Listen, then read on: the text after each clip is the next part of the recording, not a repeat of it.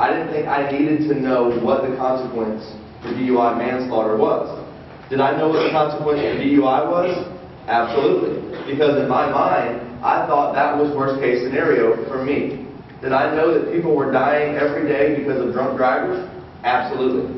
But did I think that was going to be me? Did I think that I was going to be the guy that couldn't handle his alcohol and was going to actually claim the lives of two 20-year-old girls? If I would have read that in the paper, I would have had a lot of disgust for the person that did that.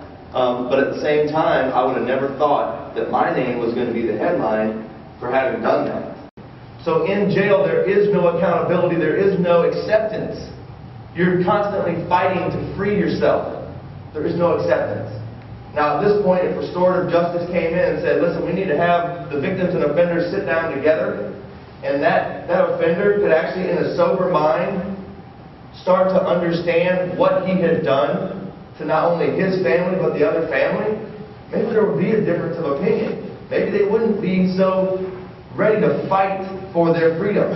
Maybe there would be some reconciliation and the agreement of a lesser sentence. Maybe not. If you fight that urge to do all of those things that we want to do, the urge for revenge and vengeance and all of those things that are also in us, we're created to have that desire as well. And I learned that that's not going to do any good. And I learned that walking the high road sometimes is a lonely place to be, and it's hard. It's so huge, having that face-to-face meeting. I needed to do that.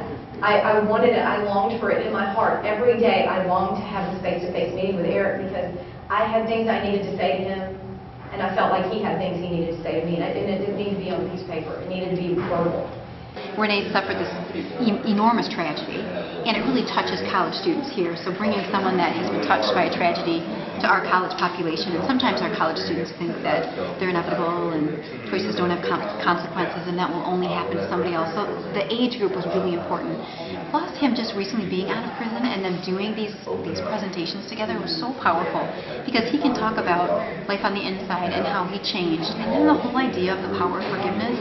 And as Renee described so beautifully, that weight being lifted, and that's actually what allowed her to start to repair some of that harm that's been caused. So I think if we can spread the word about what it is, and you're right, it's not for everybody, I think that will be a step in the right direction.